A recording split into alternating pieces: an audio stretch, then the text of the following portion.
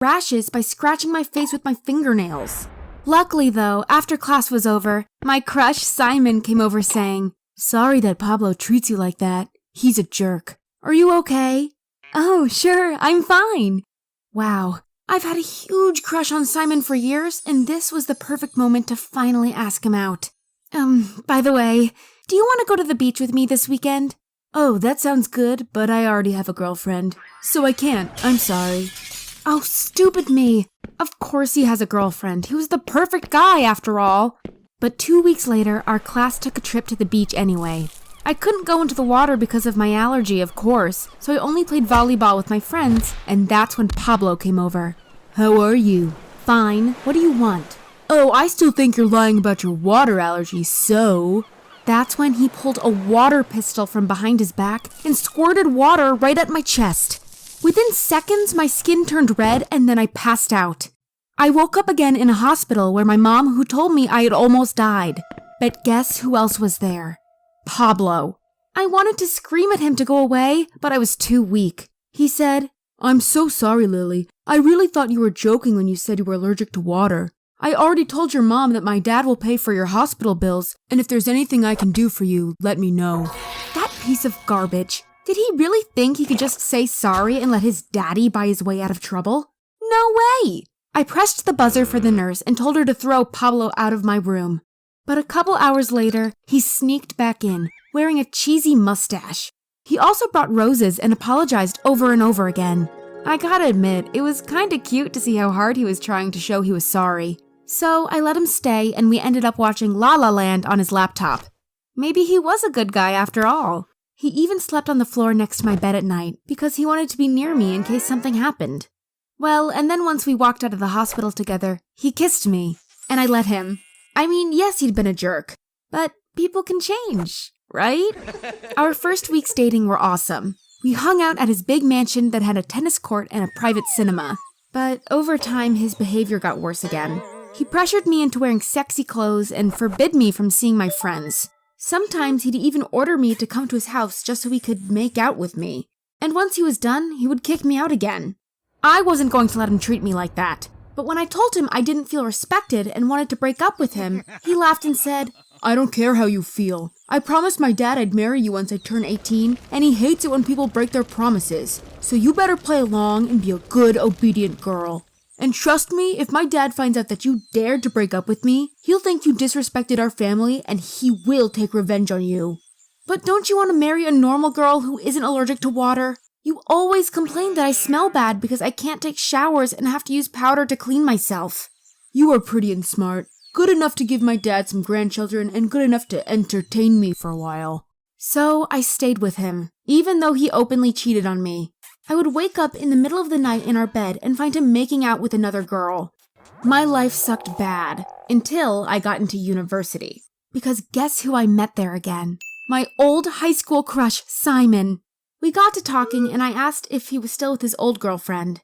"No, I broke up with her after she got drunk at a party and cheated on me." "Oh, I'm sorry. But wow, she must be stupid to cheat on you. I mean, you are kind of the perfect boyfriend." That's when, without saying a word, Simon pulled me to him and kissed me.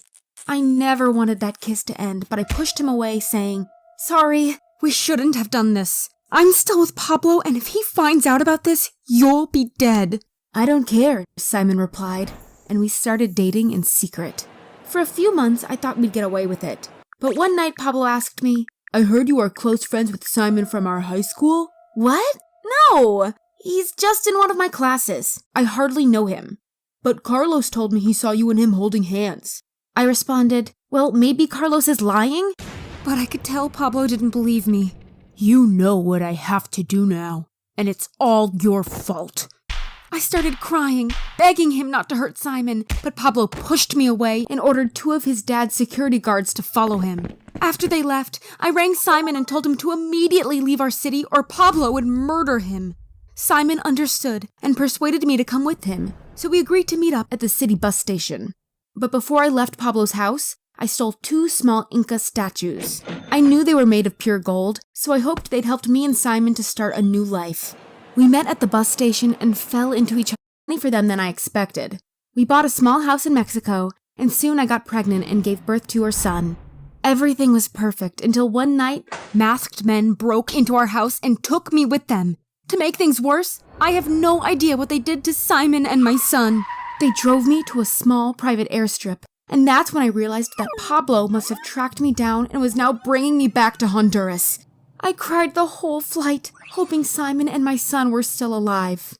Once I arrived, I was picked up by Pablo. He had a big grin on his face and said, "How are you, my sweetheart?" He tried to hug me, but I pushed him away, screaming, "What have you done to Simon and my baby?" Instead of answering, he just smiled and told me to get into his car. I had no choice, so I did what I was told. When we arrived at his house, I immediately felt like a prisoner. "Now that we are finally reunited, I'm gonna marry you as soon as possible. Let's say tomorrow. And before you think of saying no, remember, I know where your mom lives." I was devastated. My son and boyfriend were gone, and now I had to marry Pablo. As a sick joke, he even invited my mom to our wedding. She was very happy to see me marry into a rich family because she didn't know how miserable I was. The ceremony was weird. It was only me, Pablo, the pastor, and my mom. At the altar, I asked him, "Why me? Why not some other girl?" "Oh, it's because the more you despise me, the more I feel attracted to you. Now shut up and kiss me." That was the beginning of my new life. I was a prisoner in a gilded cage, but actually it wasn't as bad as I had imagined it, because I was still allowed to go out as long as Pablo's bodyguards were with me at all times to make sure I wouldn't run away again. I drove around in armored luxury SUVs to go shopping, but it felt wrong spending Pablo's money because my country is so poor, and I hated living in luxury while there were so many kids begging on the streets. Of course, I also didn't forget Simon and my son. I promised myself I'd run away and find out what happened to them, to see if they were still alive. But then the worst thing happened. Pablo had gotten me pregnant. Now I was trapped.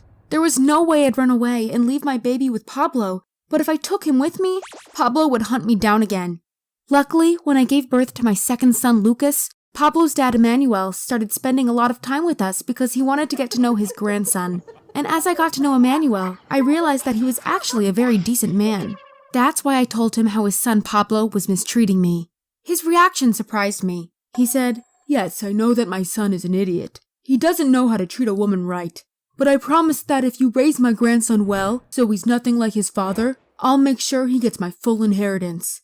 Then he told Pablo to never disrespect me again or he'd regret it. I knew I was part of the family now, and not just some bimbo anymore.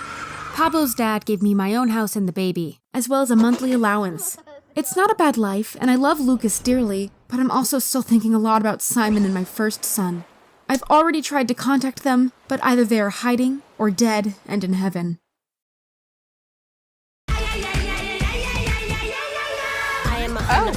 We're dancing.